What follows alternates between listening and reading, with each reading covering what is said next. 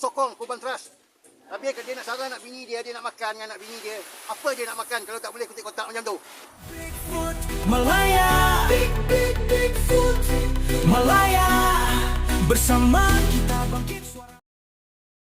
Cuba korang tengok video ni. Menjawab video berada ni yang acak-acak terpaling berperi kemanusiaan pasal isu Rohingya kutip kotak. Poin pertama yang berada ni kena faham, emosi tidak boleh mengatasi undang-undang negara kita. Malaysia bukan penandatangan Konvensyen Pelarian 1951 atau Protokol 1967. Dari segi undang-undang domestik di bawah Akta Immigration 1959 Palang 63, tiada istilah pelarian di sini. Status mereka secara mutlak adalah pendatang asing tanpa izin, parti atau pendatang haram. Menjaga kedaulatan negara dan sempadan adalah hak dan kewajipan mutlak setiap rakyat Malaysia. Menjawab isu apa mereka nak makan. Poin kedua berada ni tanya, kalau tak pergi kerja atau kutip kotak, mereka nak makan apa? Sila sedar diri berada oi. Apa yang mereka nak makan atau bagaimana mereka nak terus hidup di sini bukan masalah atau tanggungjawab rakyat Malaysia untuk fikir. Masuk pun tidak dijemput. Rakyat kita sendiri pun tengah bergelut dengan kos tarikh hidup yang tinggi. Kebajikan parti bukan di bawah bajet cukai warga tempatan. Tanggungjawab menjaga dan menguruskan makan minum serta penempatan pelarian ini adalah tanggungjawab UNHCR, bukannya kerajaan atau masyarakat Malaysia yang kena tak ada simpati buta. Poin ketiga berada ini pertikaikan tindakan rakyat yang tahan mereka dan kata kalian bukan PBT atau polis trafik. Berada dilupa ke tentang hak tangkapan oleh orang awam atau citizens arrest di bawah kanun acara jenayah. Apabila rakyat melihat ada lambakan warga asing yang bebas buat apa sahaja, berniaga tanpa lesen, menunggang motor tanpa dokumen, memonopoli kawasan, rakyat ada hak untuk bersuara dan bertindak melaporkan atau menghalang demi keselamatan komuniti mereka. Ini bukan soal nak jadi hero. Ini soal mempertahankan hak tempatan yang semakin terhakis. Berada ni nampak isu kutip kotak ni kecil, tapi berada ni tak nampak impak rantaiannya. Bermula dengan kutip kotak. Lama-lama mereka monopoli sektor barang usul. Selepas tu buka kedai runcit harap, pasang penempatan setinggan dan akhirnya wujud perkampungan asing dalam negara kita. Apabila undang-undang mula dilonggarkan atas dasar kesian nak makan, kedaulatan negara akan mula tergadai sedikit demi sedikit. Isu keselamatan, jenayah dan tekanan sosioekonomi tempatan semuanya bermula daripada sikap ambil mudah begini. Kesimpulannya berada, bertindaklah pakai otak dan undang-undang, bukan sekadar emosi bermusim. Kita tidak zalim tetapi kita perlu tegas.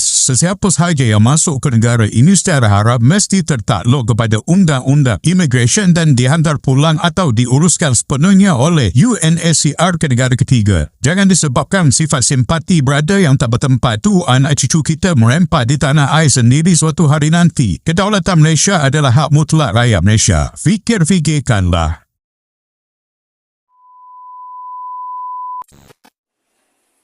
Weh, kepada rakyat-rakyat Malaysia yang mana-mana nak marah dekat aku, nak kutuk aku tu, nak komen black-black tu korang punya pasal lah. Ada aku kisah. Kalau korang kredit, korang boleh fikir. Okey, ini aku nak sentuh tentang isu Rohingya ya, isu Rohingya. Aku ni sebenarnya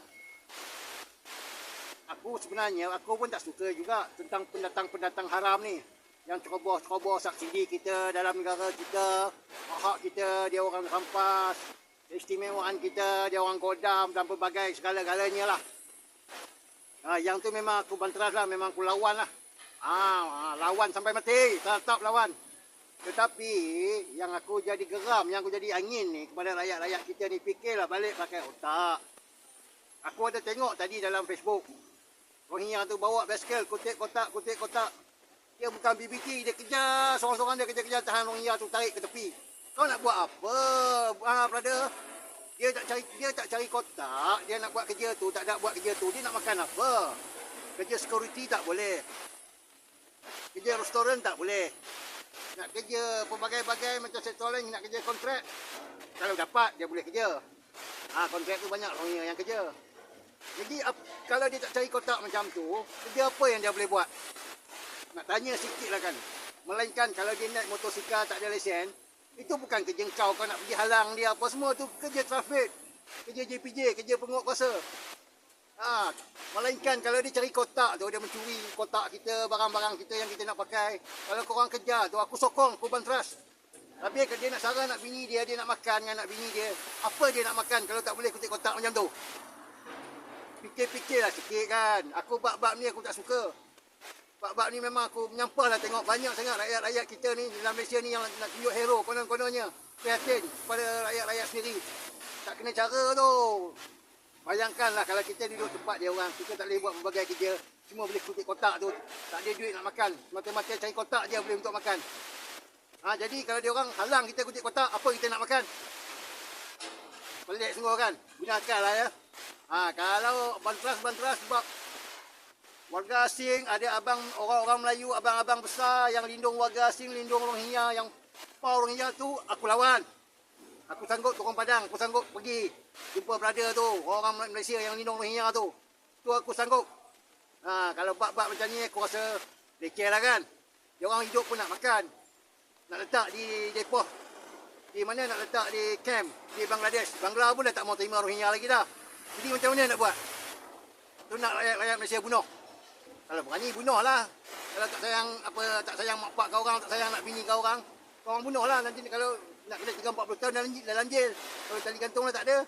Duduklah jail 30 tahun sampai mati. Mau? Okey, terima.